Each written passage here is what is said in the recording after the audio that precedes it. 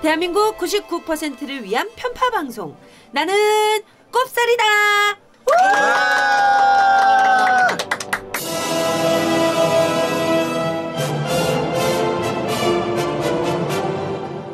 여러분들의 오늘과 내일을 밝혀드리는 등대지기 나는 꼽살이다 184회 시작하겠습니다. 골반 잡자 바로 잡자 바디로직. 선뜰 오빠 요즘 몸매가 왜 이래요? 진짜 나이 먹은 거 티네요. 아니 무슨, 나 아직 젊다고. 이 배는 사실 고민이긴 해. 근데 배가 나와서 그런가 요즘 허리도 아프고. 아직도 바디로직 몰라요? 저 오다리 때문에 바디로직 입었는데 다리가 싹 붙잖아. 골반 좌우 상하 균형을 딱 맞춰줘서 통증만 좋아지는 게 아니라 저처럼 몸짱 될 수 있다고요. 진짜로? 와, 그런 걸 혼자만 알고 있었어? 정말 밉다. 근데 이름이 뭐라고? 바디로직. 우리 통증 바로 잡자 바디로직. 몸매 교정 바로 잡자 바디로직. 자세가 좋아지는 골반 교정 타이즈 바디로직. 검색창에 골반 교정 바디로직. 삐딱한 남성 골반 허리에도 역시 바디로직입니다. 바디로직의 효과를 못 느끼셨다면 100% 환불해드립니다. 자세한 환불 조건은 홈페이지를 참조하세요. 내 청춘을 이끈 힘은 이덕무의 글이었다. 대통령 문재인이 사랑한 조선의 에세이스트 이덕무가 써내려간 아름다운 문장들. 문장의 온도. 이덕무 이런 사람들은 정말 변치 않죠. 근데 우리는 이제 한 절반이나 하려나요? 그런 거죠 뭐. 문재인 대통령은 왜 고단했던 청년 시절 이덕무의 문장에서 힘을 얻었을까요? 그건 소소한 일상의 아름다움을 발견하는 이덕무의 글이 읽는 이의 체온을 변화시킬 정도로 강한 에너지를 갖고 있기 때문입니다. 사실 우리는 살면서 기쁘고 즐거운 때보다 일이 뜻대로 되지 않는 날을 더 많이 만납니다. 그때마다 우리를 위로하는 것이 바로 소소한 일상이죠.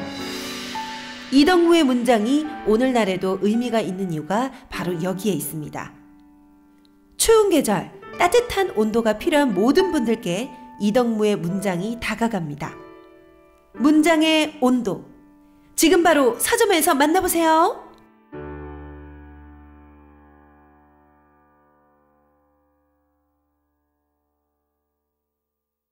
나는 꼽살이다 제184회. 저는 개구먼경 곽현아 수학연구소 곽소장 곽현아입니다.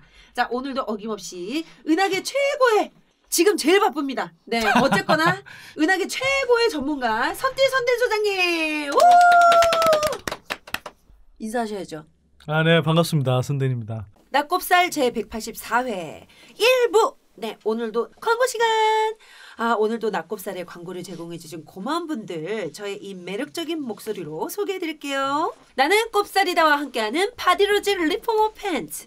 제가 매일 아침 바디로직 리포머 팬츠를 입고 스트레칭을 한 뒤에 홈페이지에 들어가서 후기를 읽는다고 말씀드렸잖아요. 자, 그간 선뜰 오빠와 저 그리고 작가님의 체험 후기를 이야기하느라고 고객님들의 후기를 제가 좀 못 읽어드렸는데 오늘 소개하겠습니다.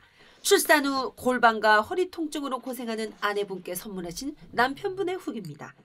아내분이 체형 교정에 좋다는 클리닉이나 필라테스를 꾸준히 했는데도 효과를 보지 못하다가 바디로직 리포머 팬츠를 3개월 정도 입고 생활했더니 자세 교정도 되고 통증도 없어졌다고 합니다. 오, 박수! 우우!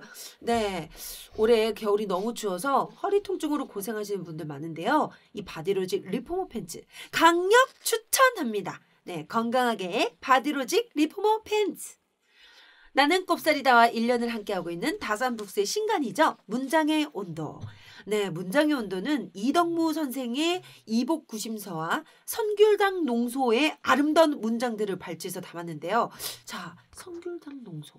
네, 그래서 향기가 난다. 이 단정한 글이라는 게 어떤 것인지 이덕무 선생님의 글, 한정주 작가님의 해석을 통해서 여러분 확인하실 수 있는데요. 정말 근데 문장의 온도 딱 읽고 나면 마음이 좀 평안해지는 느낌이에요. 네, 여러분 궁금하시죠? 지금 서점에서 다산북스의 문장의 온도 찾아주세요. 낙곱살의 광고를 원하시는 분요. 이메일 주소 naggobsal@gmail.com 낙곱살@gmail.com으로 문의 주시면 아주 친절하게 안내해드리겠습니다. 자, 나는 꼽살이다 제 184회 이제 본격적인 얘기로 넘어가겠습니다. 자, 오늘은 제가 게스트부터 좀 소개해드릴게요. 자, 낙곱살에서 이분을 또 그리워하시는 분들이 아주 많습니다. 우주 최강의 저자, 가요계에 월간 윤종신이 있다면 출판계에 월간 우석훈이 있다. 월간 우석훈! 어서오세요! 안녕하세요. 오, 네, 우석훈 박사님 어떻게 잘 지내셨어요?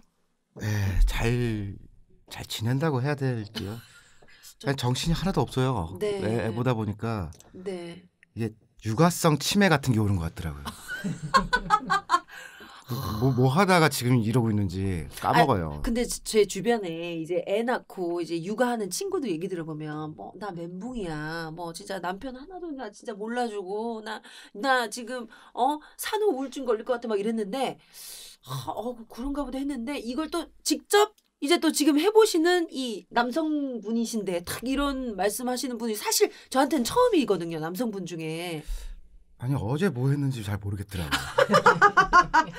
하루가 길어요. 하루가 길다고요? 네. 그리고 그럼 좋은 건가 나쁜 건가? 또 애들이 이제 우리는 자면은 아침까지 자잖아요. 네. 중간에 두세 번을 깨요. 오줌 매려서? 그런 건 이제 혼자 하는데 네. 또 배고프다고 막 뭐 달라고 왔다가 밤에요? 그냥 잠 안 오니까 이제 네. 덥다고 또 뭐 해달라고 그러고 하루가 길어요. 약간 어떻게 나 진짜 애 낳아서 기를 수 있을까 나 진짜. 기르는 건 누구나 할 수 있는데요. 그래요? 저 박사님처럼 저렇게 수염 나면 어떡해요? 흰 수염. 돈이 좀 들어요. 더 가슴 아픈 얘기네요. 돈이 든다. 아니 그 어렸을 때는 기저귀까지 많이 들었는데 요즘에는 식비. 아니요. 그러면요? 달래려면 장난감을 사줘야 되거든요. 근데 장난감이 무지무지하게 비싸요. 장난감 요즘 빌려주는 데도 있잖아요. 그런 거를 이제 한 5살, 6살 때까지는 되거든요. 네, 근데 네. 7살 넘으니까 이제 그 어린이집 내에서 트렌드가 있어요. 또- 애들을 다 갖고 있는 거. 그래서 이 적당히는 좀 이렇게 또 따라가 주지 않으면 애가 막 집에서 나만 뒤처진다고. 심통내니까 굉장히 비싸요. 어떡하냐. 막 이런 거 해주면 안 돼. 종이 인형 이렇게 놀아주고 씨알도 안 맥혀요? 5분. 5분은 재밌어 하는데 딱지 접어주면은 10분. 10분. 아니 얼마 전에 네, 딱지놀이를 하자 그런 거예요. 네. 저기는 왕따시만한 딱지 갖고 오고 조그만 딱지는 날 주고서 덤벼. 귀엽네. 그거. 방법이 없더래 방법이. 요즘 뭐 아프진 않고 잘 커요? 어때요? 둘째가 아픈데 예. 몇 주 전에 또 응급실 갔다 왔죠. 아이고. 근데 어떡해. 독감이라서 이제 안심했죠. 그래요. 독감이 그래도 요즘 세던데. 그래도 우리 집에서는 독감 정도는 좀 약한 거예요. 죽여도 못 기나요? 독감은 입원을 안 하거든요. 당일 이제 딱 확진 나오면은 검사하고 주사 맞고 딱 퇴원이니까 입원하라면은 그게 좀 난감한데 그날 집에 오는 거는 뭐 애도 즐겁고 모두가 즐거워요. 집에 가자. 자, 그런데요. 아까 제가 그 월간 우석훈이라고 이제 얘기는 해드렸지만 그래도 꾸준히 이렇게 책을 내고 계신데 이번에 또 새 책을 내셨습니다. 제목이 보니까 국가의 사기. 뭔가 좀 제목에서 임팩트가 좀 빡 오는 것 같고 냄새가 약간 503호 MB의 냄새가 서서서서 나는 듯한 그런 느낌이 드는데 이 책 어떤 책인가요? MB에 대한 얘기보다도 네. 그런 생각이 들더라고요. 그러니까 저도 이제 주간 방송도 해보고 그다음에 신문에 글도 쓰고 그랬는데 그때 뭔가 현황을 대응한 것 같은데 또 그거에 맞추다 보면은 좀 이게 긴 문제 같은 것들을 거의 얘기하기 어렵거든요. 또 잘 보이지도 않고 그래서 촛불 집회 이후에 정권이 바뀌었는데 과연 세상은 좋아질까라는 저한테 물어봤어요. 근데 그렇게 많이 좋아질 것 같지는 않더라고요. 그래서 이제 슬프네. 어떤 문제는 정권이 바뀌어도 안 바뀌는 게 되게 많거든요. 그러니까 마치 이제 환경 문제 중에 뭐 월경성 뭐 환경 문제 그런 거 있거든요. 국경을 넘어가서 생기는 미세먼지 같은 게 대표적인 건데 근본적인 것들 네. 속는지도 모르고 속는 것도 있고 그래서 어떤 건 보면은 박정희 때부터 시작된 것도 있고 어떤 건 전두환 때부터 시작된 것도 있고 너무 그쵸 역사가 깊네요. 어떤 진짜. 건 최근에 시작된 것도 있고 또 어떤 건 앞으로 할 것도 있고 그래서 이런 것들을 좀 정리를 해봤어요. 좀 그러니까 방송 때는 좀 저희가 닥친 그 현안 이런 것들에 대해서 얘기를 하는데 이 책에서는 그동안에 좀 우리가 오랫동안 쌓아져 왔던 뭐 적폐들 문제점들 뭐 안 그러면 이걸 좀 길게 봐서 어떻게 좀 다뤄야 될 문제들 예를 들면은 뭐 1972년에 박정희가 뭘 했다. 그 뉴스가 안 되잖아요. 72년도에 한 건 뉴스가 별 그렇게 안 되죠. 근데 그때 만든 게 분양제를 포함한 지금의 주택 시스템 그때 만든 거거든요. 근데 이거를 책에서는 다룰 수 있는데 방송이나 신문에서도 다루기 어려워요. 그 박정희가 이때 이렇게 했다. 그거 하나도 뉴스가 아니잖아요. 그러면 방송에서 어쩌라고 뭐 뉴스 밸류가 없잖아요. 근데 그게 우리의 삶에는 많은 영향을 지금도 미치고 있어요. 그런 것들은 또 어떻게 질문해야 될까 그런 생각들이 좀 들더라고요. 그래서 예전에는 좀 그 육아에 관련돼서 뭐 고양이 이런 식으로 좀 부드러운 주제도 써주셨고 그다음에 굉장히 우리 또 경제 문제들 이런 것도 많이 써주셨는데 이번 주제는 좀 약간 뿌리부터 이제 좀 되짚어봐야 되는 그런 주제를 포커스로 맞춘 게 아닌가라는 생각도 좀 드는데요. 이 책을 써야 되겠다라고 마음먹은 이유가 아까 말씀하신 대로 방송에선 다 다루지 못했기 때문에 이런 걸까요? 저한테 촛불 집회 끝나고 나서 진짜로 제가 한 질문이에요. 바뀔까? 세상 좋아질까라고 또 저한테 사람들이 많이 물어보는데 이런 생각이 들어요. 기분은 좋아졌어요. 저도. 뭔가 승리한 것 같고. 네, 그쵸? 그 기분 악상은 좋아졌는데 5년 후에 좋아졌다고 우리가 얘기할 수 있겠느냐. 그 선뜻 그렇다라고 대답하기가 쉽지가 않더라고요. 근데 그런 얘기 많이 하잖아요. 대통령 하나만 바뀌었다 지금. 뭐 그것부터 시작해서 아직 영희 시장이 안 바뀌었으니까. 아유. 그렇지. 용희 시장 안 바뀌었지. 영희 시장이 바뀌어야 영희 시민들은 그치. 삶의 질이 바뀌는 줄 아는 그러니까 거지. 용희 시장 빨리 지방선거 해야 되는데. 네. 자, 근데 지금 책이 나온 지가 지금 얼마 안 됐습니다. 아주 따끈따끈한 책인데요. 근데 그 책 뒷표지를 보니까 이 책의 내용을 요약한 아주 짧은 문장들이 있는데 이걸 좀 하나씩 짚어가면서 오늘 얘기를 풀어나가 볼까 합니다. 자, 먼저 나오는 게 있는데요. 네 돈이라면 이렇게 쓰겠니? 이게 적혀 있어요. 근데 많은 분들이 이런 생각을 하실 거예요. 야, 이거 세금을 너무 펑펑 쓰는 거 아니냐. 진짜 아무튼 이 내 돈이라면 네 돈이라면 이렇게 쓰겠니? 밑에 쓰여 있기를 구멍가게에서도 하지 않는 일이 수십조 단위의 국가 사업에서 버젓이 벌어지고 있다. 네, 요렇게 되어 있는데 이런 딱 얘기 듣고 나니까 이제 떠오르는 거 이제 첫 번째로 드는 거 이제 4대강. 그쵸? 뭐 자원외교 요런 거 뭐 한식의 세계화 요런 거 생각나는데. 근데 4대강이 한 22조라고 이제 얘기를 하잖아요. 네. 실제로 더 들어갔는데 중요한 것들 몇 개 따져보니까 4대강 22조는 미니 사업이더라고요. 그거는. 그게 애기예요? 규모가? 귀여워요. 귀여워. 자원외교가 아까 그 민간에서 쓴 거 말고 정부가 공기업에서 쓴 것만 해서 35.8조 원을 썼어요. 35.8조요? 네. 그리고 앞으로 써야 될 돈이 46.6조를 네? 써야 된다는 거예요. 그거 안 쓰면 안 돼요? 포기하면 안 돼요? 그거 다 합치면은 한 81조 정도가 되는 건데 아니 뭐 금융에서 사고 났다면 기본적으로 수십조 단위고 앞으로 또 이것저것 쓰겠다는 게 뭐 50조짜리가 또 있고 이러니까 4대강 22조는 저 미니 사업이었네라는 생각이 들더라고요. 진짜 코숨이 나오네. 아니 근데 이게 자원외교 저희가 뭐 다룬 적도 있지만 그러니까 감사원에서 나왔던 수치가 딱 81조더라고요. 근데 지금도 그러면 뭐 물론 앞으로 더 내야 할 돈이 이렇게 막 뭐 몇십 조가 지금 남아 있지만 요즘도 아직도 지금도 한 제가 보기엔 뭐 왜 하는지 모르는 사업이 또 50조짜리가 잡힌 게 있고. 뭐예요?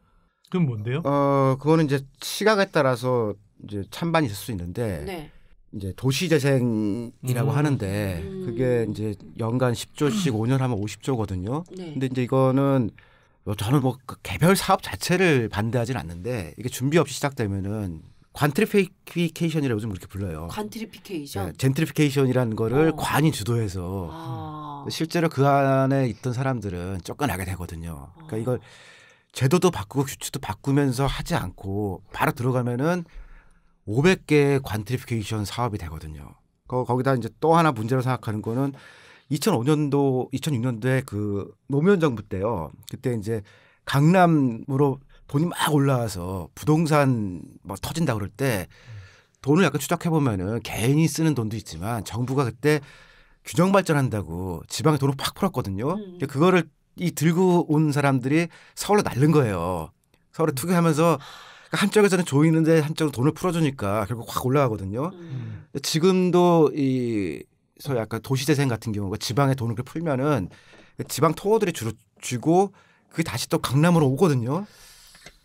그럼 이게 하나는 개별적 사업인 것 같은데 그렇게 지방에 떼돈 번 사람들을 만들어주고 이 사람들이 다시 서울로 돈을 올리고 방법이 없어요. 이렇게 돌리면은. 좀 뭔가 계획성 있고 또 좀 긴 시각으로 뭔가의 사업을 벌여야 되는데 일단 도시 재생이라면 굉장히 좀 이름은 그럴싸하거든요. 그 하나하나 사업은 이 우수하고 좋은 사업들인데 네. 이게 이제 굉장히 15년, 20년씩 걸리는 건데 빨리빨리 내봐 하고 딱 받아서 바로 돈부터 줄게 하고 들어가면은 문제를 일으키죠. 그렇군요. 그러니까 규모가 문제를 일으킬 거예요. 규모가 작게 천천히 하면은 이제 하나하나 이제 동네를 정비하는 사업이 될 텐데 자 이제 100개씩 하겠습니다 그러면은 정신이 하나도 없고 돈이 쫙 날아가니까 융단폭격 같이 되죠. 그런데 이게 실제로 실행 과정에서는 보면 이제 공약으로는 50조를 내세웠는데 한꺼번에 다 진행되지는 않을 거예요.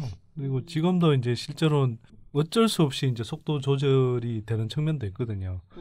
그 지난번에 이제 그 정책 발표하면서 나왔던 것 중에 하나는 이게 도심 재생 사업이 부동산 가격을 이렇게 자극한다 그러면 이걸 좀 늦출 수도 있다. 그런 이야기도 사실 나왔었어요. 네, 정부에서.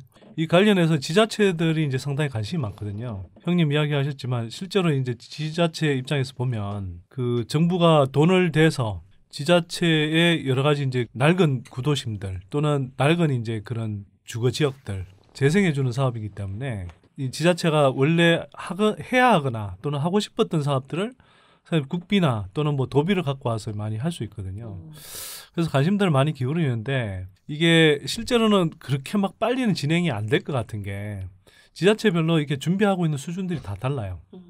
그게 하나 있고 또 하나는 이게 사실 제대로 된 의미에서는 기본적으로 커뮤니티 디자인이라고 그러거든요. 그러니까 이 살고 있는 주거 공간들 그다음에 커뮤니티를 새롭게 이제 재구성하는 이제 이 디자인을 해야 되는데 그걸 하려면 사실은 원칙적으로는 거기에 사는 이제 지역의 주민들이 그 주민들의 이제 뜻을 충분히 반영해야 되고 주민들이 할 수 있는 방향으로 가야 되는 거예요. 예를 들어서 노인네만 사는 분들한테 예를 들어서 도서관 마을을 만든다. 그거 쉽지 않거든요, 그렇죠. 사실은. 오히려 그쪽은 이제 이 노인들과 관련된 그런 쪽 이제 마을들을 만든다거나 이런 식으로 가야 되는 건데 그게 이제 관에서 이렇게 한다고 해서 딱 다 되는 건 아니거든요. 근데 이제 거꾸로 보면 형님이 우려하는 건 이 지역의 그런 특성들을 무시하고 막 지자체가 서둘러서 막 그렇죠.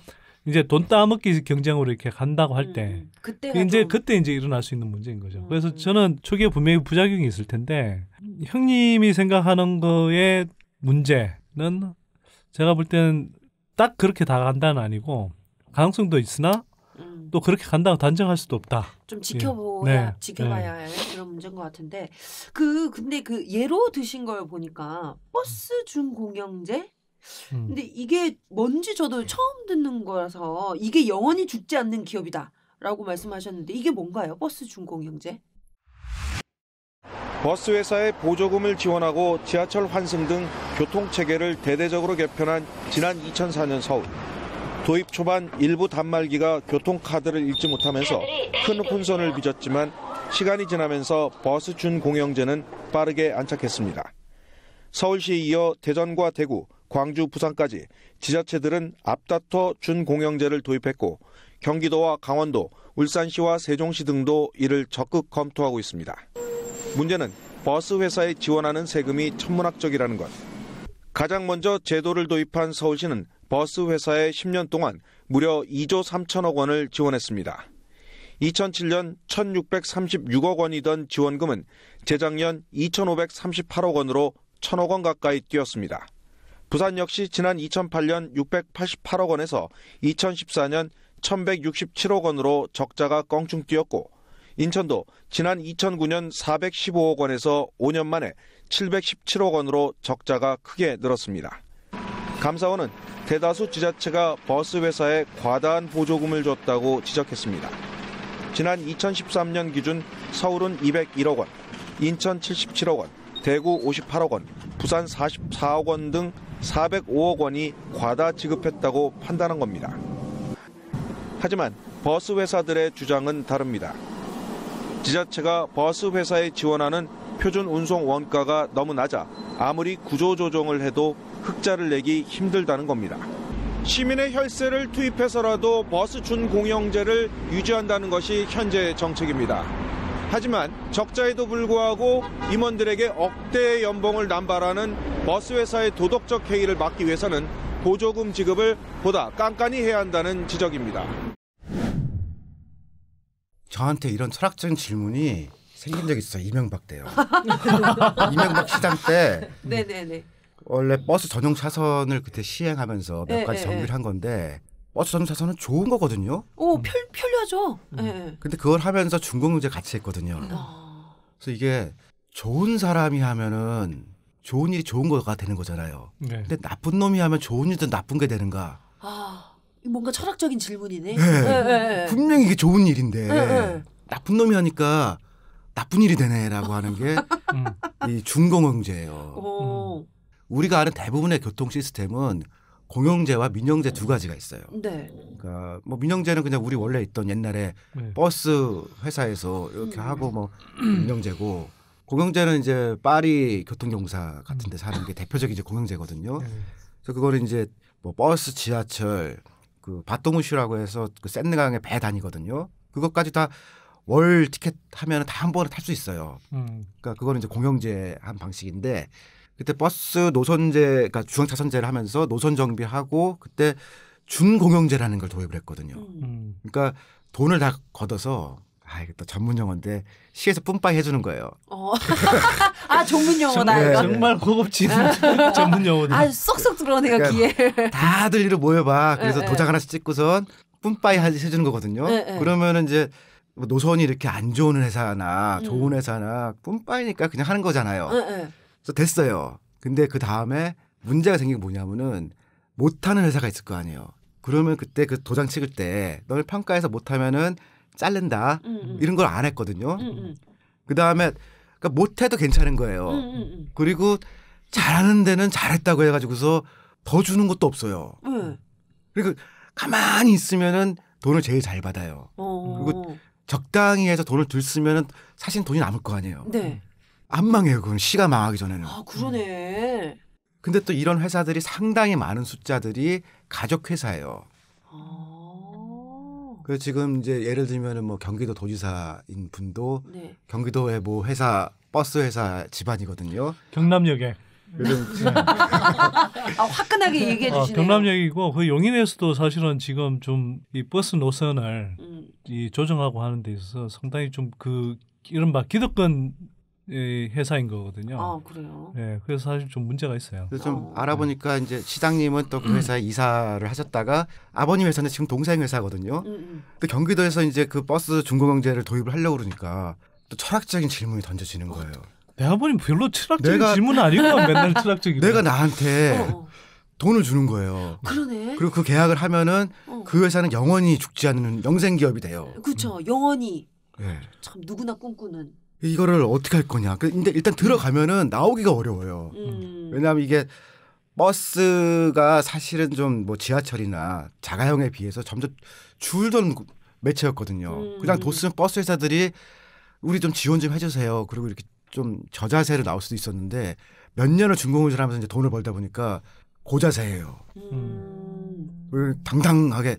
이게 배도 마찬가지예요. 배도 비슷한 속성이 있는데 세월호 할 때 그 회사도 약간 이런 가족 기업이었던 거거든요. 그러니까 뭐 버스 이런 것들이 다 조금씩 문제인데 돌이킬 방법이 별로 없어요. 이거는.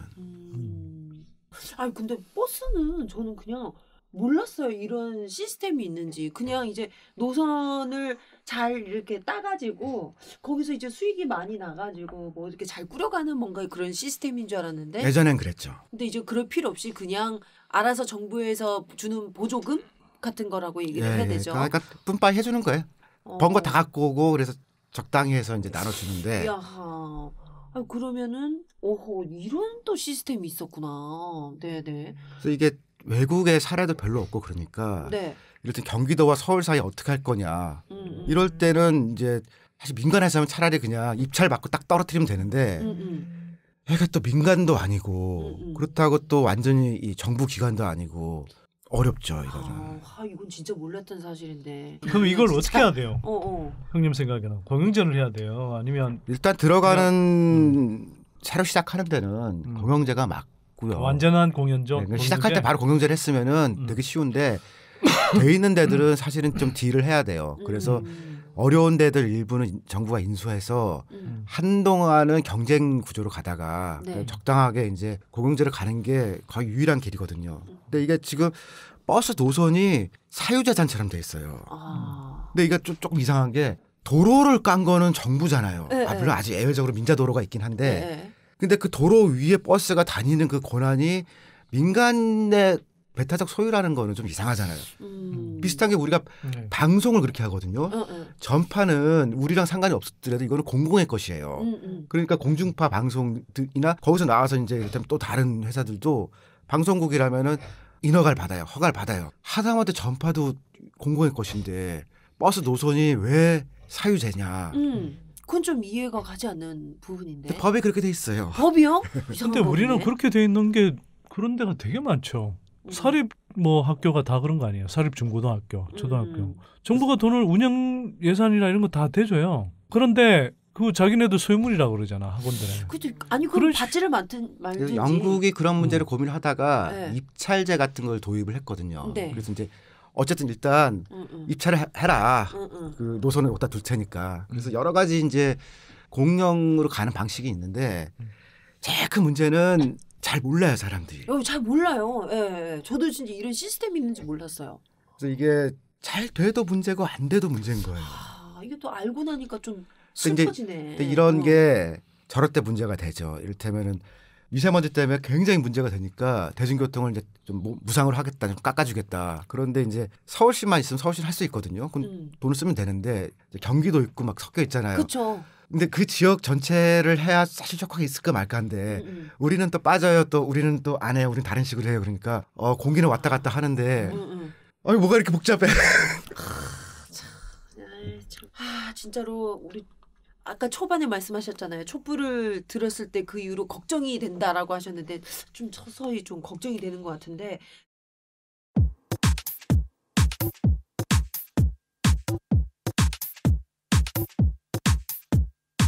지금 여러분께서는 대한민국 99%를 위한 편파 방송 나는 꼽사리다와 함께하고 계십니다.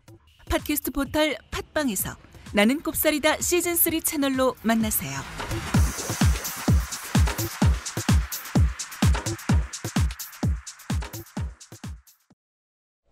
주가가 폭등하며 또 사상 최고치를 경신했습니다. 하지만 주로 외국인들이 매수한 대형주 위주로 주가가 오르면서 남의 집 잔치를 보는 개미 투자자들의 한숨이 커지고 있습니다. 네, 지난 여름 이후 박스권 장세에 지친 개인 투자자들은 주식을 내다 팔았고 외국인 투자자들은 그 기간 동안 주식을 사 모았습니다. 특히 전기 전자 주식을 많이 샀습니다. 대표적인 게 삼성전자죠. 오늘 한 주에 235만 원을 넘었습니다. 작년 11월 중순에 150만 원대 정도 했으니까 반년 만에 80만 원이 오른 겁니다. 이런 주식의 절반을 외국인이 갖고 있고요. 개인 투자자 보유 지분은 2%밖에 안 됩니다. 그리고 삼성전자 외에 외국인이 매수한 다른 종목들도 전반적으로 상승폭이 컸습니다. 그럼 개미 투자자들이 많이 산 종목은 어떤가요? 예, 중저가주를 선호합니다. 그리고 북핵이나 각종 위기설에 시달리면서 안전한 주식 위주로 거래를 해왔습니다. 개인 투자자가 많이 산 10개 종목의 지난 4월 월간 성과를 보면 대부분 마이너스를 기록을 했습니다. 결국 과실은 외국인이 가져가고 개인 투자자는 재미를 못 본 겁니다. 이 다음에 보니까요. 국가는 주식하는 국민을 원한다. 이게 뭐죠? 그러니까 그 아래 보니까 4대 중독이라고 일컬어지는 알코올. 이거 나. 그거는 이제 저랑 두 부분 문제고 우리 선수장은 또 알코올 중독은 아니에요. 그렇지. 난 의존. 네. 알코올? 의존이 중독 아니에요? 그런가? 저는 술을 마시면 기분이 좋아져요. 저도요. 중독이라니까요, 그게. 중독이에요? 막 마시고 싶고 집에 가면 벌컥벌컥. 행복해지고. 그게 중독이라니까요. 중독이네, 인정. 알코올 클리닝 이렇게 설문조사 하면은 뭐 몇 회 있지만 술을 대하는 자세. 행복해요. 중독이잖아. 술 넘어갈 때 그거 얼마나 행복한데. 소리만 들어도 막 좋잖아요. 그러니까 우리 클리닉 가야 되는 사람들이에요. 중독이야. 내가 이런 인간들하고 방송을 같이 하고 있다니 참. 자, 알코올, 그다음 도박. 도박 중독이죠. 마약 중독이죠. 그다음에 저는 이제 4대 중독이라 그래서 뭔가 좀 다른 중독일까 했는데 게임과 주식. 게임과 주식은 무엇이 다른가라고 쓰셨는데 그러면은 뭐 주식도 하나의 중독이다. 뭐 다른 뭐 알코올 도박처럼 그런 주식이다라는 얘기인가요? 중독 강하죠. 그리고 주식이 외국에도 그 트레이드 관련돼 있는 중독 뭐 클리닉도 있고 그다음에 주요 주식 거래 이런 데는 좀 너무 많이 거래하고 싶은 충동이 있으니까 조심해라 이렇게 좀 환기시키고 그래요. 근데 주식을 뭐 많이 한다고 해서 국가가 제재하거나 그러진 않잖아요. 네. 좋아하죠. 네, 엄청 좋아하죠. 그렇죠. 그냥 뭐. 그러니까 주식이 이제 기술적인 문제도 있는데 지금 우리가 쓰는 이 코스피라는 이 종합주가지수 방식이 만들어진 게 82년이에요. 우리가 전덕광이라고 부르는 그 전두환이 했는데 100이라고 하는 그게 80년 1월 2일이 기준이에요. 그러니까 나중에 도입을 했으면 그날부터 해야 될 거 아니야 100이. 근데 전두환 일당이죠. 도당인가요? 뭐라고 부르는 거예요? 도적당? 하여간 그 사람들이 80년을 너무 좋아했던 거예요. 그러니까 그게 광주 민주화 운동이 있기도 했고 12.12 이후 자기들이 집권하는 해기도 하니까 한국 주식은 그래서 그 해가 기본이에요. 100이에요. 우리가 1900 뭐 2000 얼마 할 때 그거는 80년 1월 2일이거든요. 그래서 영원히 이제 전두환을 기념하게 돼 있는데 어쨌든 그 이후로 주식이라는 건 어떤 정권이든지 내려가고 싶어 하지 않아요. 이게 올라갔으면 하는 근데 이거는 진보 보수 다 상관없이 올랐으면 하는 생각이 있거든요. 근데 제가 그걸 찾아보려고 했는데 도박 때문에 이혼한 건수랑 주식 때문에 이혼한 건수를 찾아보고 싶었어요. 네. 사례만 찾았는데 숫자는 비교를 못 하겠더라고요. 그러니까 사례가 동등하게 많이 있어서 비슷하게. 생각보다 많아요. 주식 때문에 이혼한 사람들이. 주식을 잘 못해서 그렇죠.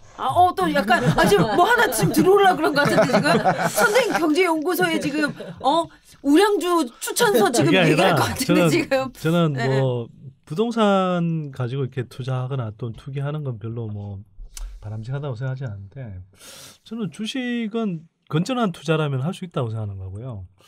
그러니까 근데 이제 제가 늘 말하는 건 뭐 이 방송에서도 한 뭐 두세 번 정도 언급한 적이 있는데 주식은 그냥 이런 종목 좋다더라. 누가 이야기를 해서 그렇게 막 잘 모르고 그렇게 하는 주식은 문제가 될 수 있죠. 또 그리고 오늘 내 얘기 많이 나오네. 당신은 그래서 부동산 투자로 돌아섰잖아. 무슨 부동산 투자야. 근데 이제 이런 그렇지만 이제 올바르게 이제 주식에 투자하는 방법을 알고 또 나름대로 이제 제대로 철학을 가지고 이렇게 투자를 하면 사실 그건 나는 뭐 자본주의 사회를 살아가는 사람인 이상 일정하게 필요하다고 생각해요. 근데 너무 어렵잖아요. 왜? 사실 안 어려워. 아니 자신의 일을 하면서도 동시에 이런 뭐 그런 그 뭐 기업들 다 연구하고 뭐 이게 우량주인지 앞으로 전망 있는지 오늘따라 우리 철학 얘기를 많이 하네. 그게 아니라 실제로 사람들이 그러니까 난 그게 문제라고 생각하는 거예요. 예를 들어서 사람들이 뭐 1,000만, 2천만 원씩 투자를 하잖아요. 그러면 1,000만 원, 2천만 원을 투자하면 그 정도에 상응하는 사람들이 스터디를 해야 되는 거야. 근데 그런 거 없이 한다는 게 문제인 거죠. 그죠? 이런 거예요. 그 대부분의 주식 방송에서 주식을 설명하고 나서 꼭 다른 코멘트가 있어요. 네, 뭐예요? 여윳돈으로 하세요. 네네. 근데 여윳돈으로 하면은 선 소장이 말씀하신 것처럼 뭐 건전한 취미 생활일 수도 있고 뭐 도리지구땡보다 날 수도 있어요. 취미 생활은 아니고요. 근데 그 중독성이 강하다는 거는 이 최고점을 자기가 지킬 수가 없는 거거든요. 집을 파는 거는 오히려 좀 낫고 전셋값을 빼서 주식에 다 넣은 사람도 봤어요. 근데 그 넣은 사람이 상당한 고위직의 경제공무원이었어요. 어떻게 됐어요, 그분? 이혼했죠. 근데 그런 사례가 비슷하게 꽤 많더라고요. 그래서 제가 뭐 주식이 뭐 나쁘고 그런 건 아니지만 다른 거에 대해서는 경고를 하는 것처럼 주식도 사실 전문가들이 그 얘기하고 발 빼는 건데 저는 여기 돈을 하라고 그랬어요. 라고 하는 거죠. 주식 종목이 맞고 틀린 건 기술적인 문제예요. 그리고 그것도 사실 뭐 맞지도 않기 때문에 가끔 가다 보면 그런 실험 결과 나오거든요. 그러니까 전문 트레이더, 그러니까 거래하는 사람하고 원숭이하고 시뮬레이션 시켰더니 원숭이들이 이겼다는 거예요. 막 랜덤으로 했는데. 그게 이제 진짜. 그건 너무 오늘 흥미진진한데 오늘? 오늘 어떻게 된 거예요? 지금 원숭이 빨리 이야기를 뭐 어쨌거나 형님 책 이야기니까. 근데 그 원숭이가 이제 던져서 뭐 더 잘못 쳤다. 이거는 이제 한 뭐 벌써 수십 년 전에 실험 결과 이야기고요. 수십 년 전에. 네. 물론 이제 이런 걸 수 있죠. 무슨 이야기냐면 형님이 이야기하는 건 저는 바꿔서 이제 버전을 이야기하면 이렇다고 봐요. 그 서울대 컴퓨터공학부의 문병로 교수라는 분이 있어요. 그분의 이제 매트릭 스튜디오라는 책을 보면 이분이 이제 분석한 걸로 보면 어떤 사람이라도 주식을 한번 사고 나서 그 해에 자기가 산 가격보다 주가가 조금이라도 더 위로 갈 가능성이 70%라는 거예요. 그러면 사람들은 웬만큼 가만히 두기만 해도 돈을 번다는 거지. 그런데 개인 투자자들의 대부분이 돈을 잃어요. 왜 잃냐? 왜 잃어요? 그러니까 이런 거죠. 자기가 예를 들어서 제대로 알고 주식에 투자하는 사람은 그리고 제대로 안다라는 것은 한편 제대로 리스크와 수익률을 어느 정도 이렇게 가늠해 보기도 하고 또 그리고 기본적으로 괜찮은 주식, 좋은 주식을 산다고 하면 중장기적으로는 저는 주가가 올라간다고 보거든요. 실제로 대체로 그렇게 가고. 근데 그게 아니라 사람들이 그냥 어디서 주워 들었어. 곽현아 씨처럼. 네. 또는 내가 3년째 묻어두고 있는데. 가치 투자. 아니 그러니까 이제 내가 지금. 그러니까 가치 투자라는 건 자기가 잘 알고 그 가치를 알고 투자하는 건데 대부분의 사람들이 그냥 주워 듣고 투자하고 나서는 그렇게 이제 가격이 떨어지면 이제 체면을 거는 거지. 나는 장기 가치 투자자야. 그런 경우 말고. 네네네. 자, 그러면 우리 주식에 관해서는 좀 그 국가의 사기를 보면서 좀 여러분들이 판단해 보시길 바라겠고요. 이게 나 이야기 들었는데. 알았어. 얘기가 나온 김에 우리 지금 속도를 내야 됩니다. 지금.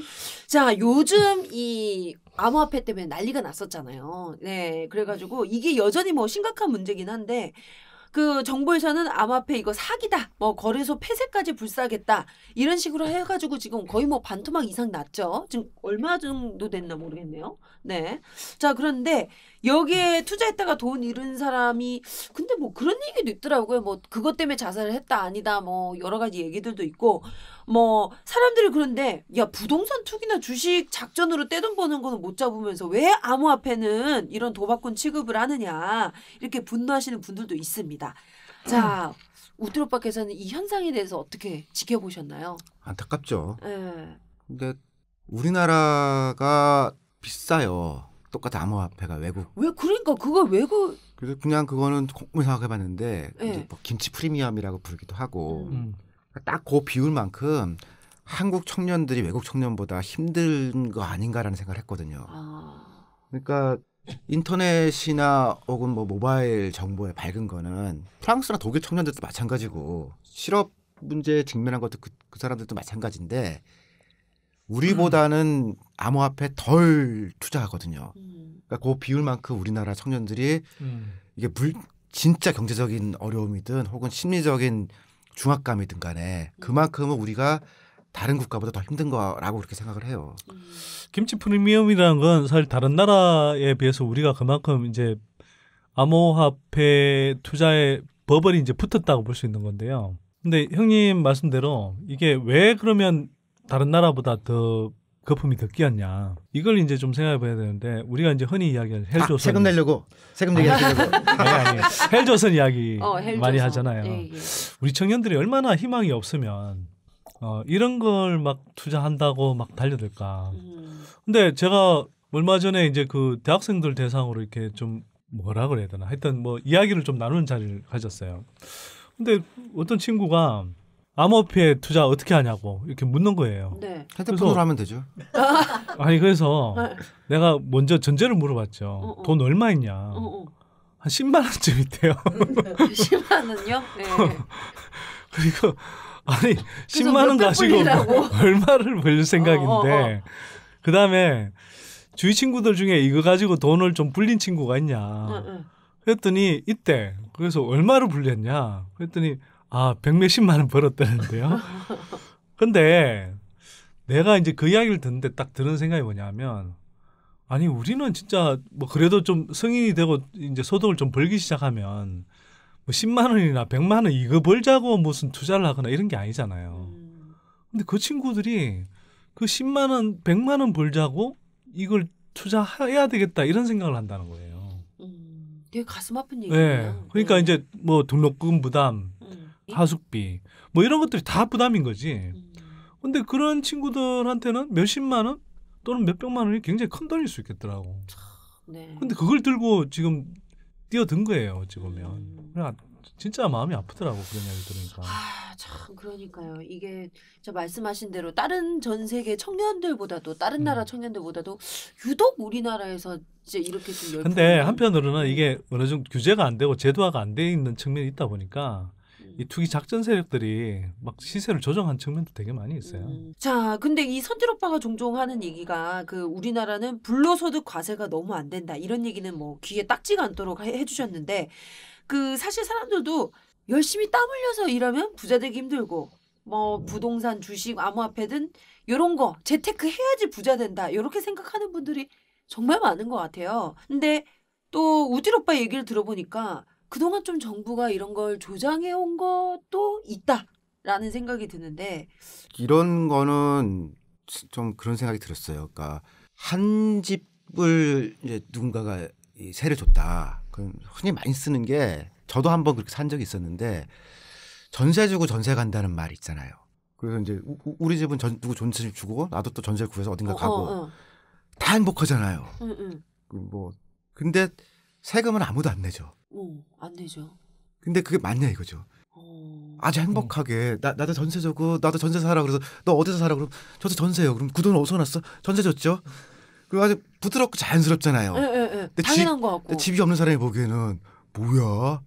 뭐 지네끼리 막 이렇게 친구야?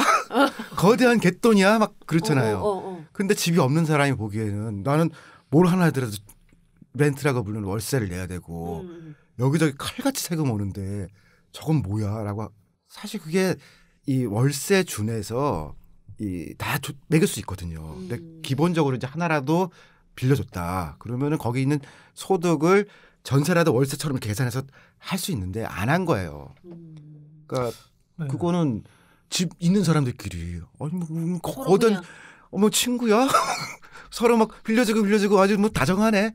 근데 그게 선생님 말씀하신 것처럼 적더라도 그게 딱 거래에 잡혀서 일정하게 세금을 내잖아요. 그러면은 아니 나도 세금 냈어라고 말을 하고 싶은 사람들도 사실 못 낸 거거든요. 그러니까 이거는 좀 정리가 돼야 될 것 같아요.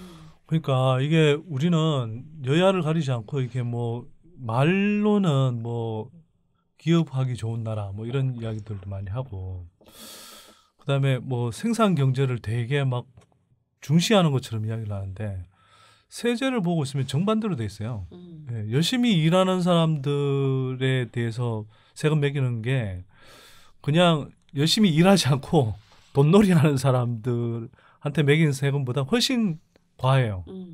네, 월급쟁이들이 훨씬 그쵸. 돈을 많이 내는 거죠. 네. 세금을.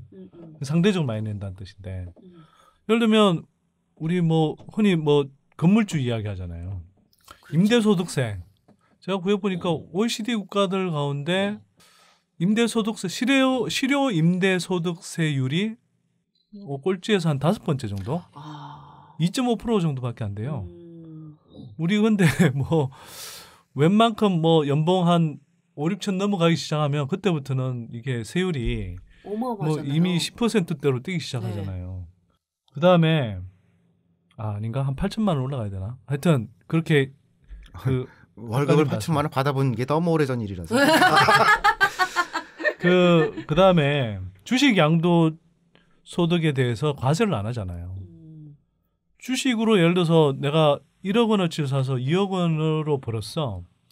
불로소득이잖아요. 근데 여기에 대해서 과세를 안 해요. 그다음에 뭐 재산세 또 뭐 부동산 부자들이 훨씬 적게 낸다고 말씀드렸잖아요. 그다음에 뭐 이번에는 암호화폐는 이게 이제 아직 뭐 이걸 자산으로 볼 거냐 그냥 무슨 뭐 아직 자산으로 보기 힘들고 그냥 이렇게 그냥 뭐 화폐 또는 그 법적으로 인정할 수 없는 어떤 뭐 이런 걸로 그런 걸로 볼 거냐 등등으로 해서 인측면도 있지만 암호화폐로 엄청 벌었다는 사람들도 많이 있거든요. 어쨌거나 이게 불로소득에 대해서 우리가 지금 과세가 제대로 안 되고 있다. 그러면 이건 거꾸로 이야기하면 뭐냐면 사실은 우리는 뭐 근면성실을 강조하면서 실제로는 근면성실한 사람들을 눈탱이 밤탱이 만드는 그런 이제 이것도 개그죠. 그런 이제 이 조세 제도를 갖고 있는 거죠. 네. 근데 진짜로 땀 흘려서 이 소득을 이런 뭔가의 결과물을 만들어내는 사람들한테 정당한 대가가 좀 갔으면 좋겠어요. 네, 너무 그런 게 없는 것 같아서 아쉬운데. 자, 나는 꼽살이다 184회. 자, 오늘 오래간만에 우리 또 우석훈 오빠 모시고 새 책 국가의 사기에 관련된 얘기를 나눠보고 있는데요. 1부 여기서 마치고요. 낙곱살 184회 2부 여러분들 꼭 함께 해주세요.